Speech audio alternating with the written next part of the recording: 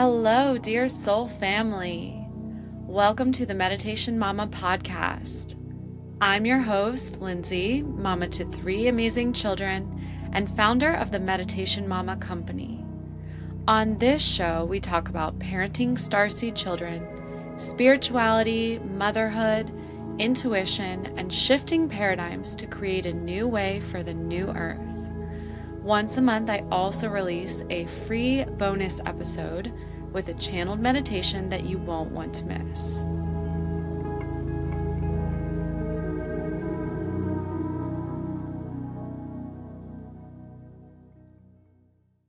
Today is a little bit of a different episode.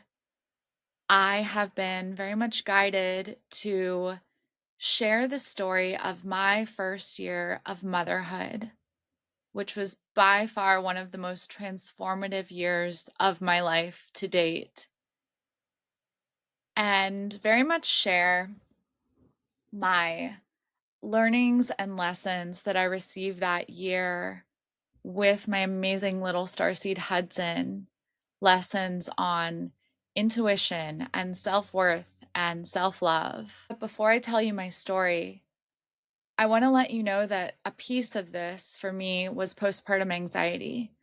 So a little warning there, if that's something you do not wish to hear about, either fast forward or maybe move on to a different episode. I want to paint for you a picture of a very different version of me.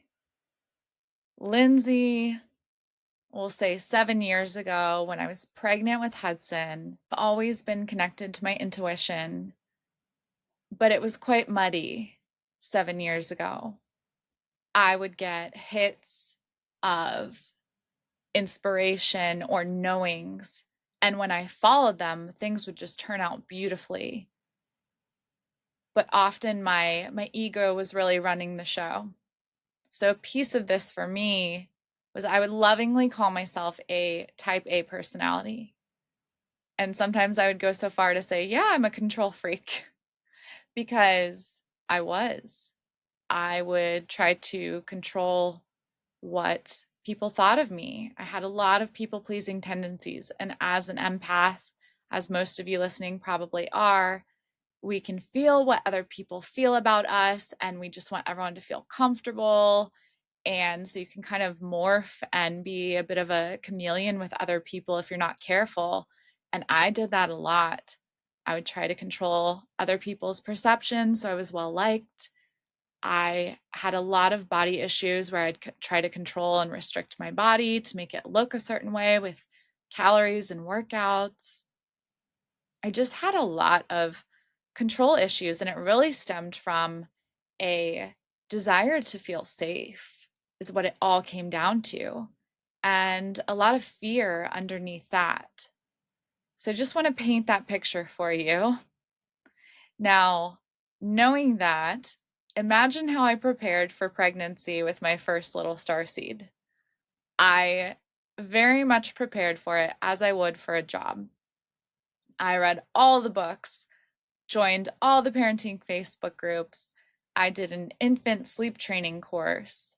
I looked at all the parenting accounts on Instagram. I was as prepared as I could be. I did the class at the hospital, all of it. I told myself I'm going to be a stay-at-home mom, which was a dream of mine at the time. And this is my job now, and I'm going to be the best stay-at-home mom you've ever seen. And I'm going to be like super mom. I'm going to do it all on my own. My house is going to be spotless. I'll have a healthy dinner on the table every night, and my children are just going to thrive. Fast forward to the day Hudson was born. This was one of my first lessons in control.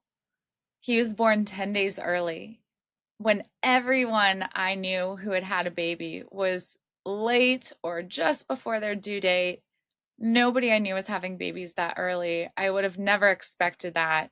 I had a hair appointment that day. I had a nail appointment. I was going to do final grocery shopping, all the things. And Hudson was like, here's your first lesson in control. So I had a beautiful birth with him. Everything went really well. I was excited and I instantly fell in love with him. It was very much a remembrance. He was so familiar, and motherhood felt really natural for me. I knew I had done this so many times before. It was just like, it was second nature. So a lot of those fears went away. And I was so excited to just really get to know this beautiful baby that felt so familiar to me and I was so in love with already. What I wasn't prepared for at all, another lesson in control for me, was the hormones after the birth. Every single day after Hudson was born, for the first few weeks, I was crying.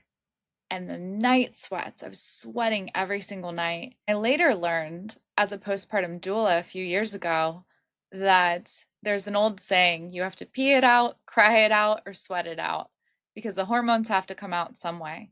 But nobody had prepared me for that. I hadn't read any books about that. Why did nobody tell me? I was completely unprepared. I went through that period, which, by the way, is quite normal after you have a baby. I get through those first 2-3 weeks of the hormone shifts and changes, and I'm starting to feel a bit better, but then the exhaustion is really kicking in, as it does from these sleepless nights. And because I was breastfeeding, I told my husband, I'm just going to get up with him. There's no need for you to get up and both of us be tired. It's just, I'll just do it. So I was getting up with Hudson every single night, multiple times a night.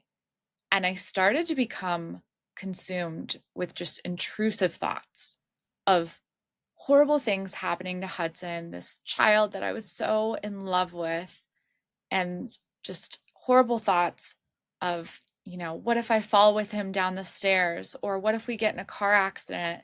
I was constantly checking to make sure he was breathing. I was having nightmares almost every single night of him either being stolen from me or drowning. I really just chalked this all up to hormones, and nobody told me anything different. But all these new fears began emerging, which now I recognize as postpartum anxiety. I was so fearful of driving with him anywhere. I would basically just take him in the stroller anywhere we needed to go. I'd be like, okay, the grocery store is a mile and a half away. We're just going to walk. I had this fear of something happening with him in the car and it being all my fault. I also started slipping back into that control pattern that I was telling you about earlier. I was obsessed with feed and sleep schedules and timing it. I tried to follow the schedule that a lot of people in the South love, and it is very much not meant for breastfeeding babies. And also, side note, babies are not little robots. Some will follow a schedule if that's kind of how they're wired, but a lot of them are not. And Hudson was not wired that way. And I tried to follow the schedule and it wasn't working and I felt like I was failing. So then I just became obsessed with timing his feeds and his sleep, and I would time it in this app to the minute. And I had to have him nap at home. I would panic if he fell asleep in the car. It was just this cascade of anxiety and control and fear and all the things. And now, all the while, I'm very new to the city, less than a year there. We moved and I got pregnant with Hudson the month after we moved there. It, my husband was in a new role at his company and he was gone with traffic from like 7:30 in the morning till maybe 6:30 at night. He was barely home and I only had one friend in the city. So I was so lonely. And so I'm just there all day with these anxious thoughts swirling and this all these fears and everything coming up, and I'm just so alone too on top of it. It's kind of like this perfect storm that led to the anxiety, because the more the postpartum anxiety kicked in, the more I was fighting against it by trying to control. And the more I tried to control Hudson's schedule and our days, the more I failed. This was a huge lesson for me in just learning that there is no one size fits all approach. And again, this goes back to especially starseed children. They need a very individualized approach in parenting.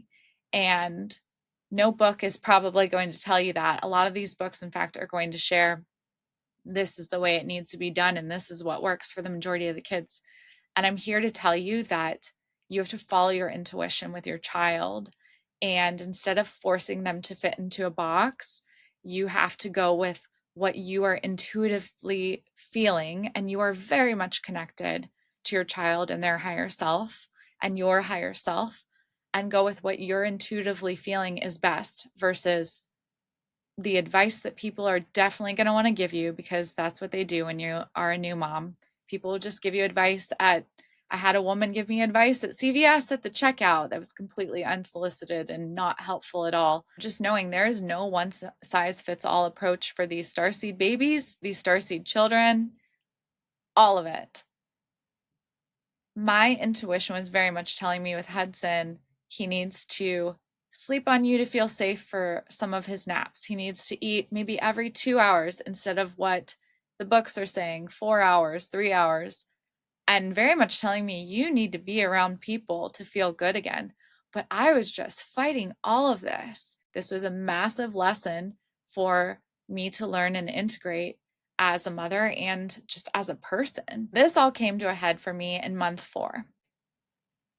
Month 4 is often a huge sleep regression month. And this month was brutal for me. I felt like I was going to completely implode. Hudson began waking up at night, not once, not twice, but it was like every hour at a certain point or every other hour. And he wasn't hungry. He was just ready to party. Like he would give me the cutest smile and make this little squeal, like, yay, you're here to play. And I was the most exhausted I'd ever been at that point. I finally just had to say, okay, universe, I give up, I surrender. And of course, as it does, that's when all the magic happened.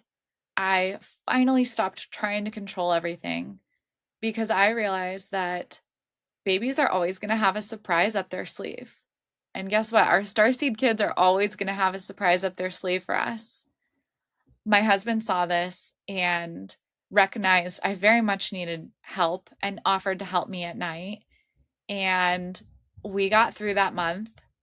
It was one of the hardest months of my life, but we got through it and I came out the other side and I started having all of these downloads and all of these realizations about control and being disconnected from my intuition. I was often in the middle of the night just Googling things and Googling sleep schedules and all the things. And I was just outsourcing all of my questions to Google and other people and my mom. And instead of looking inward and going into my intuition and just tuning into my heart, what does my little child need right now? What is really going on right now? So I finally had all those realizations. And I also began diving into my emotions and feelings that I hadn't been fully allowing myself to move through. I certainly had many days where I was crying, but I wasn't fully surrendering and letting it move through me.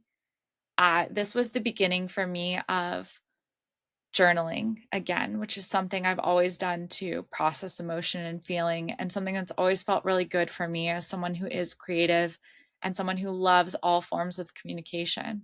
So it brought me back to my journaling practice. It helped me dive into a bit of shadow work. And still, I have to tell you, I did not realize that I had just been through postpartum anxiety. It wasn't even close to being integrated yet. That took me much more time. But this was the beginning of a very transformative period of my life and really an up level of who I was. I was being asked to become a higher version of myself for my child. And that was tuning back into my intuition and letting go of control and surrendering.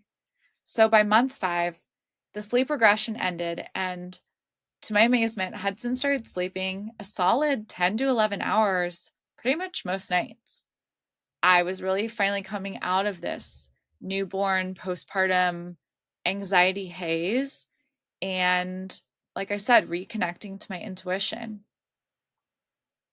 I realized one of these major downloads I had was how isolated I had become and how much I needed community. I lived in a neighborhood with almost no children. It was kind of an all or nothing neighborhood. It was either like retirees or young professionals who are working all day and nobody with young kids. Again, new to the city. And all of this definitely contributed to my postpartum anxiety. I was finally open to being out and about and meeting other mamas. And if Hudson fell asleep in the car, that's okay. It's going to work out. It's going to be okay if we have an off sleep day. I finally started putting myself out there. And my sister actually encouraged me to post on a mom's Facebook, hey, does anyone want to meet up? This is my son's age, and I'm a stay at home mom, and this is the neighborhood we live in. And that is how I met one of my soul sisters. Very, very much instantly, we knew we were soul family, although at the time I wouldn't have called it that. But it was very much a remembrance. And she was also new to the area. She had a son who was a month older. They became best friends. We became best friends. And I would have never met her had I not put myself out there finally. And I began going to mommy and me classes and finally just getting that sense of camaraderie. I really realized that when you become a mother, it's like this club that you don't even know exists when you're not a mom. When you become a mother, you have people who automatically share the same experience with you. They get you on a different level. Whether or not their beliefs align with you, that's a different story. But in general, motherhood is just this the sacred bond that you share with people. And it's incredible to have people to vent to when you're having a hard day or share the funny stories with, and they think it's funny too because they're in the same stage. Or maybe even cry about how things are going. You need that community and you need that kinship, and you really automatically have it as a new mom if you're willing to seek out that community. As I was meeting these other mothers and having more social interaction, I became so much happier as a stay-at-home mom. I realized that is the key to happiness as a stay-at-home mom is being super social. So I also began a gratitude practice again, something that I did a few years prior and I'd really fallen off on. I began a mom's one line a day journal, and every day I would write something funny or beautiful or sweet that happened with Hudson that I could look back on whenever I was having a hard time. And I began just having so many divine downloads. One of these was the realization that I very much knew how to mother my child. I was feeling so confident and empowered in this new role almost 6 months in. My intuition was really reconnecting. And as I was moving into this next beginning phase of motherhood, new lessons were ready to emerge on my journey. These were lessons of self love and self worth. And these are lessons that I see very seasoned mothers struggling with. One had a few programs and conditioning that was very much brought to my attention again and again, almost like hitting me over the head like a hammer. But it took me a while to acknowledge it. So these were stories that I had about my self worth and not loving myself the way that I should have been. And if you are a new mom or a seasoned mom, it does not matter. I just want to say it is vitally important that you take the utmost of care of yourself, mind, body, spirit. You will be such a happier mother when you take care of yourself. I am such a better mother when I am taking really good care of myself. And for me, that means having time alone and taking time for self care, whether it's a walk in nature or a coffee with a friend or getting my nails done. I love getting my nails done and picking a new color and all the things. So, anyways, I had this deep, deep conditioning that because I was not financially contributing, I was not worthy of asking for help. And I had told myself I was going to be Superwoman. I also had this program, this societal program, that my self worth was very much tied to my productivity. The more that I did as a mom, the better my house looked, the more often I cooked, the more I did as a caretaker of everyone, the more worthy I felt, which we know the truth of this. You are inherently worthy as a divine being. But at that time, I very much felt like I had to earn my worth because, again, I was not financially contributing. I had very deep conditioning woven into my psyche from my maternal line. I had this story that motherhood is all sacrifice and that your children come before everything else. I very much recall my mother saying over and over, "A father works from sun to sun. A mother's work is never done." My mother was a stay-at-home mom, and she basically did everything on her own. My dad was often traveling for work. She committed her life very fully to us. Her life very much revolved around us. And that was what I grew up seeing as my normal. And I had really taken that conditioning on. I very much lost myself in motherhood this first year, and self care was a distant memory. But as these programs and this conditioning started coming to light, as I was journaling and moving energy through that and taking moments of reflection and introspection and working on my gratitude practice, which now I understand raises your vibration, which allowed me to then receive these downloads. As I was starting to understand this, I had this aha moment and realized, okay, it's time for me to look into getting a babysitter, maybe just twice a week, 2 mornings a week, and really take time fully to myself, not just at nap time. As a new mom, it can be really scary to leave your baby with somebody new. And so, again, another fear coming up, which of course is valid. And as I decided I needed this beautiful divine synchronicity came into my life where a woman posted on Facebook. She was in my prenatal yoga class, and she posted that her nanny was looking for 2 days a week because she only needed her for 3 days a week. And she had been nannying for her two girls for the last 4 or 5 years. And so, of course, she had the experience I was looking for with babies too. So it just worked out perfectly. And we found this amazing nanny who was open to just coming 4 hours twice a week because that's all I really wanted. And she was just very much a starseed herself, very synchronistically brought to us, and just the perfect babysitter for Hudson. And she stayed with us for the next 3 years. I realized as my nanny started that when I took care of myself and my needs and recharged with some alone time and some self care, even if it was just running errands alone, I was such a better mother. I was so much more engaged and present and excited to see him. And it was really important for me to just take a little bit of time away from him. So at this point, I am about 10 months into motherhood. And unfortunately, the toll of just not taking care of myself, mind, body, spirit, the way I should have been for so long, or doing it in like very little bits and pieces, but not doing it the way that I really needed to for me. And this density of outsourcing my intuition and listening to everyone else over my own inner guidance for those first 6 months, and the density of isolation and the density of exhaustion, it all just took a really heavy toll on my body. So my body at this point began screaming at me to listen. Even though I had just started to listen, it was too late. I went into my first and my only ulcerative colitis flare up, which is an autoimmune GI disease, and it was not pretty. I could barely leave the house.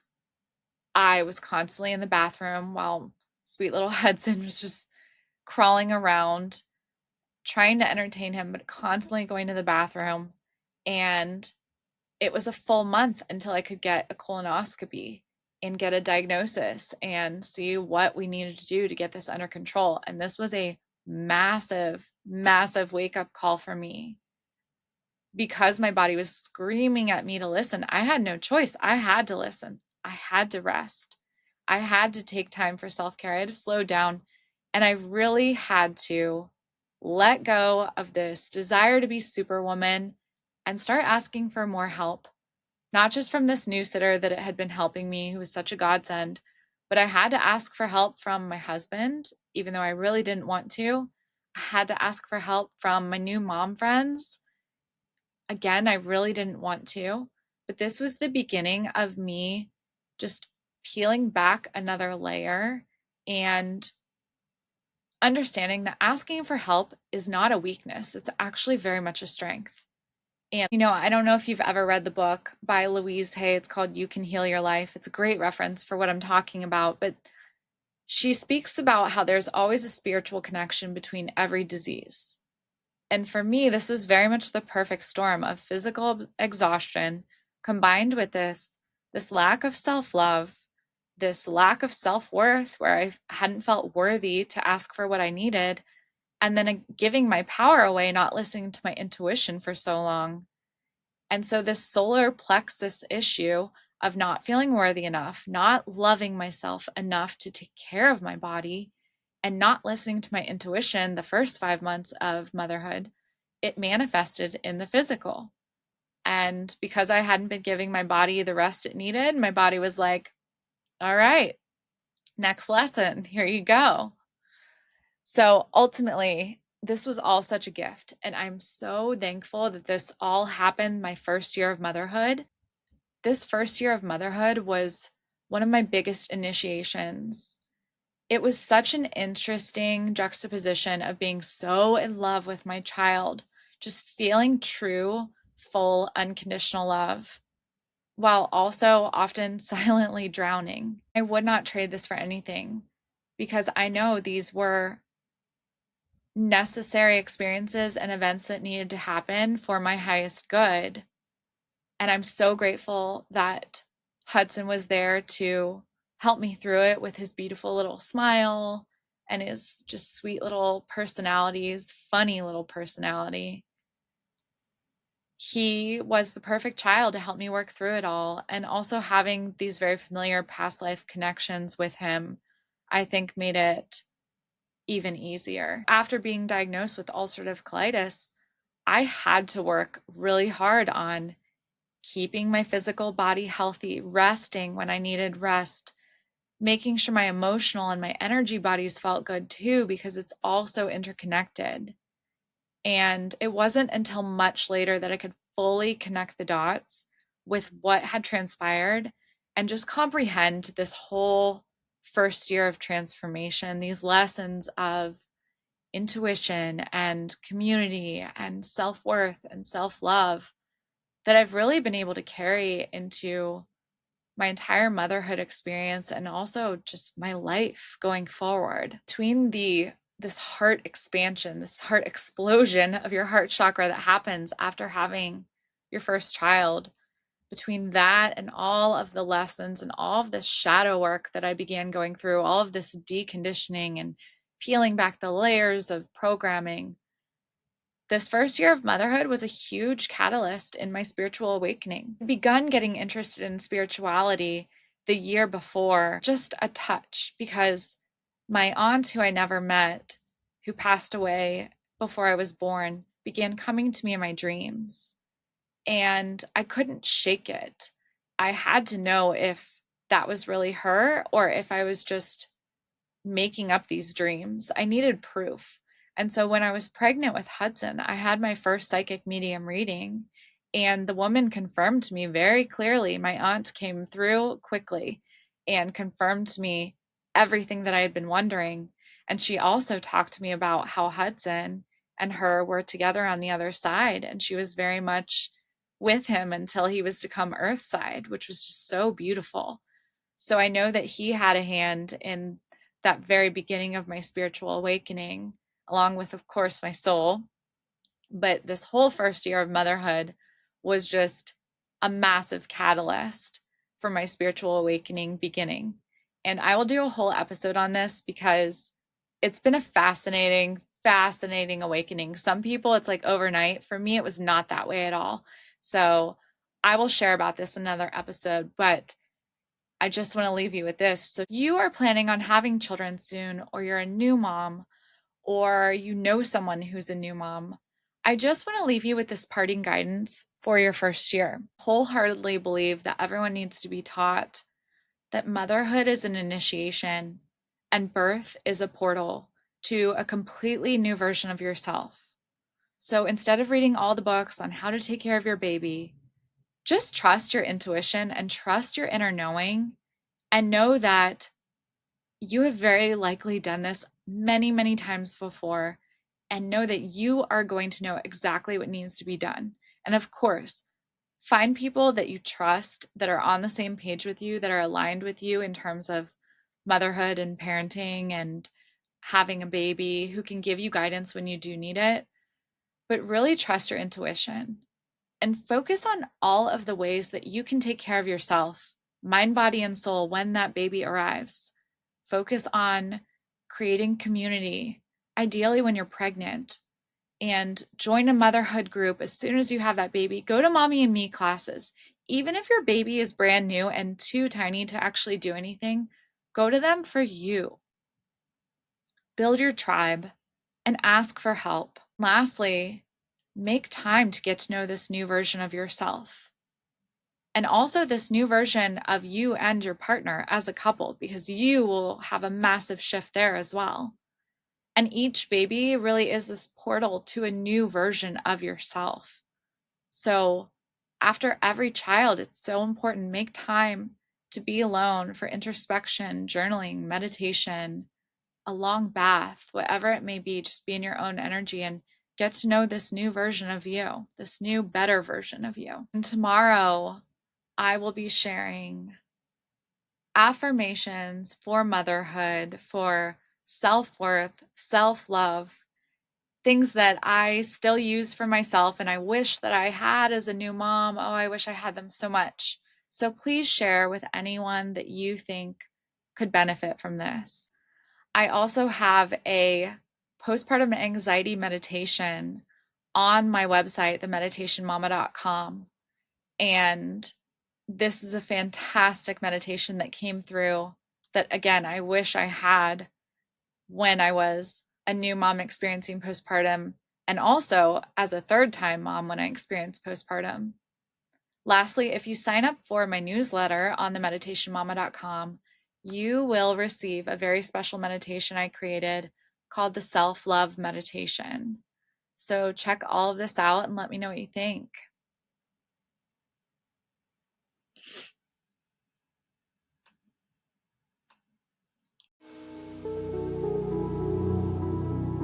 So with that being said, thank you so much for listening to the Meditation Mama podcast. Your support means the world to me. So if you enjoyed this episode, please rate, review, subscribe, and share with a loved one. Check out my meditations and all of my offerings at themeditationmama.com and sign up for my newsletter and you will receive 2 free meditations. I would also love to hear from you. So send me a message on my Instagram at @the_meditationmama or an email on my website. See you next time.